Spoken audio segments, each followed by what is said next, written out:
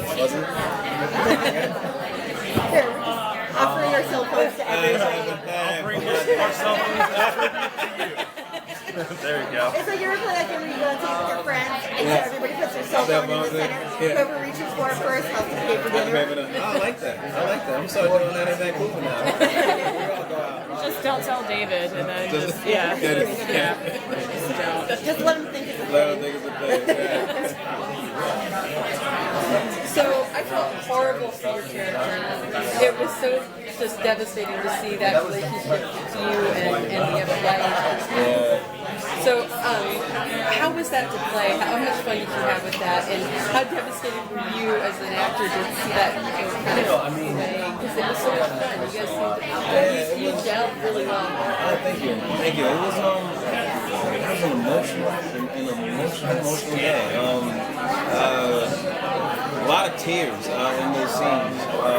We gave them several options in terms of holding it together, trying to hold it together, and then just completely breaking it so they can have a variety of things to play with. But it was kind of easy to get over because that was just last day on the show.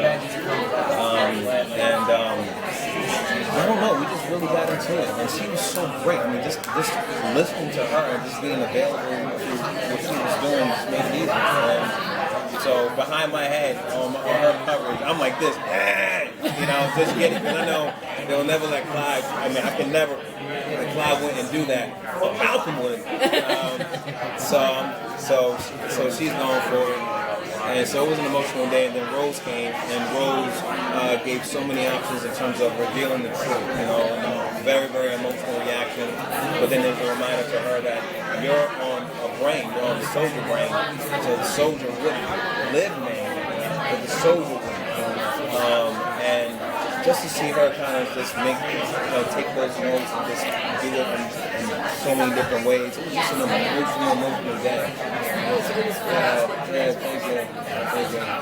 this is the mindset for this show. Did you pull from any kind of inspirations, like when you sit down and watch all of Day of the Dead, or maybe you watch something, what did you pull from? I watched all of the Veronica Mars. I watched all of Veronica Mars and Party Down. That was first. I watched that.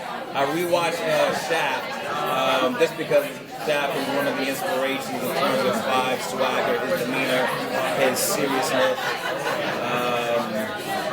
I watched in terms of the genre. I've seen more zombie movies than I've realized. If someone had asked me prior to the show, do you watch zombie movies? I would have said no. But then I realized 28 Days Later, World War Z, Dawn of the Dead, Warm Bodies, and I've seen just a plethora of zombie films without consciously knowing I did. So I rewatched my favorite ones. I rewatched 28 Days Later. I watched Warm Bodies. I thought it was close in terms of the part of it, similar to the part of our show. So those are the two. I should have. I need to rewatch that. I tell you, I watched a lot of because Clive is a rookie detective, and I wanted to be true to them. So him being a rookie so I watched a lot of First 48. I watched a lot of First 48, and it's real. So you got a lot of rookie detectives, and you get to see the things, the mistakes that they make along the way, and how they grow into a season 2 or season 3. And so I wanted to take those elements, even in terms of speaking and handling dialogue and procedural things. I wanted to do it like a rookie. It's very, very different from somebody speaking a certain language their first year on the job versus their third year on the job. And so that's what we played with. So I want to say to that. So a lot of First 48. Clive is so straight-laced, so you would think that something like, her revelation she's a zombie would really throw you, but it seems like there have been seeds, like you've kind of suspected something's not quite right all along, like there have been mentions. Is that on purpose? Like, do you think it will make it easier for him to accept her and that she's a zombie because you kind of had this inkling in the back of your mind that things weren't quite adding up with her? Or? I think even with her stabbing herself in the heart and all that, I don't even think he can process that to being a zombie. He just knows something is something he doesn't really understand. it's something supernatural. He doesn't know quite what to call it. I think they really became zombies when at the Max Rager the party, and when he saw those guards get attacked, and I think that look on his face was like, "Are you kidding me? What is this?"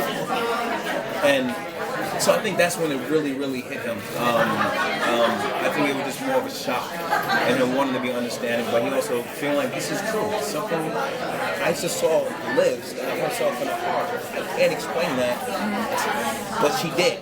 And yeah, so I think it took a while. I mean, obviously they just cut to the scene of Major being released, but I think there was a process in between of him battling it. Is there more in this season of Unraveled coming up? They're still talking to Liv about it. Like, I think that's going to be a major thing this season. I think so. I read the first episode, and there is the first episode is literally a few minutes after the whole Max Rager blow up, zombie apocalypse, pseudo apocalypse. So it's him still trying to process exactly what happened, and them dealing with it in an honest way, and how that changes the dynamics between him and Liv, because it's the first time where really their friendship has no secrets, and they're just dealing with that. And what they did was great. I mean, I can't give it away, but what they did was just great. I did not see it coming. Okay, guys. Thank you so much.